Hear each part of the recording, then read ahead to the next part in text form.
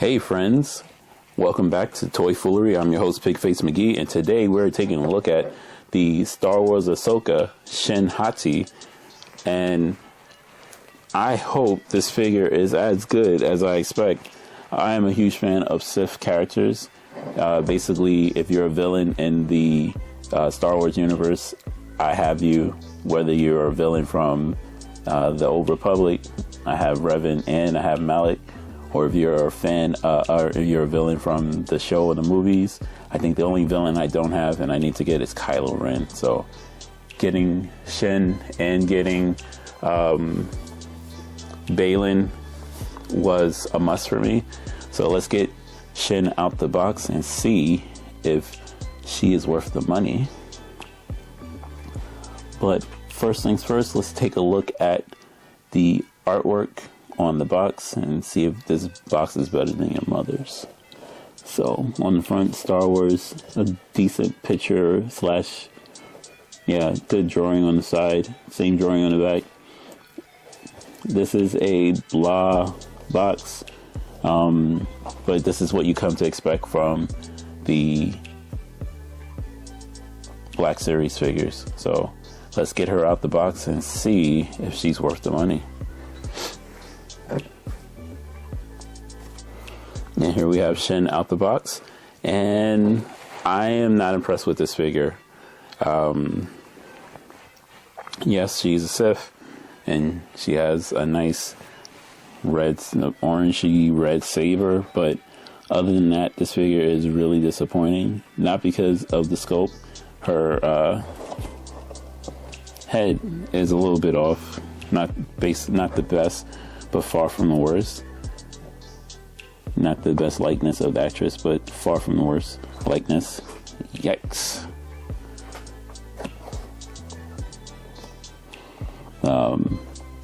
My main problem with this figure is that it looks like, if you look at it, it looks like a lifeless doll.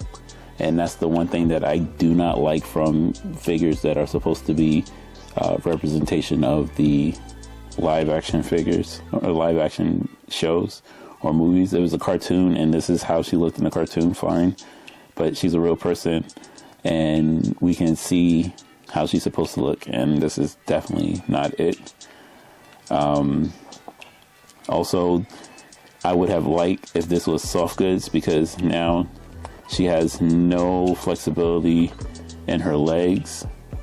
And while that is fine for someone like Mando or someone who's not necessarily more of a fighter, that's super disappointing that you kind of limit her ability to move, because you have this hard plastic, which means that even though she can kick higher than what is here, she cannot actually do it because the skirt hinders it completely. But some good detail on the figure itself. You can see how the armor in the back is stitched up in the back. Some great detail on the side arms, or her side armor.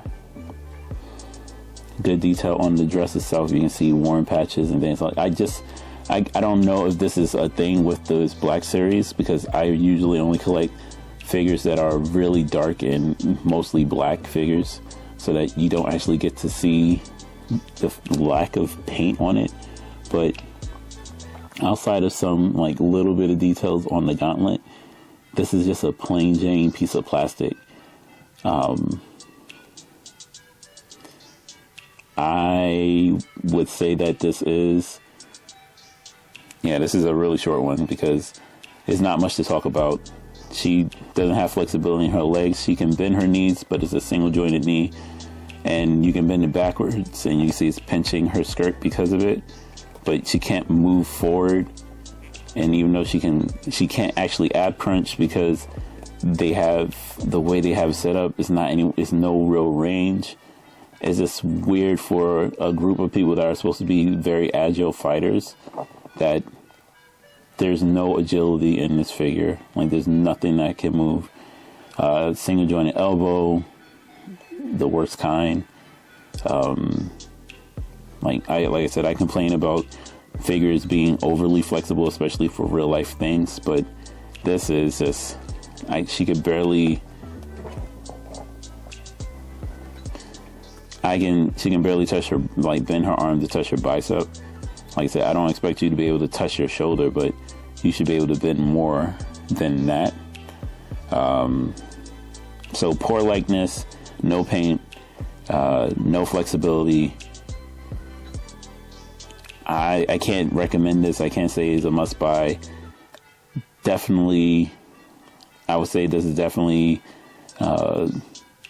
see if you, I'm pretty sure there's videos on YouTube on how to make her better, because if you have Balin, and I have to check out Balin to make sure he's worthwhile, but you're going to want Balin. If you have Balin, you're going to want his apprentice. And yeah, this is depressing. Hopefully Balin makes up for it, and then you can kind of live with the fact that his apprentice is not quite as good, because she's not supposed to, even though she's a main villain, she can kind of sit in the background and you can let her blend in with the furniture if Balin's worthwhile.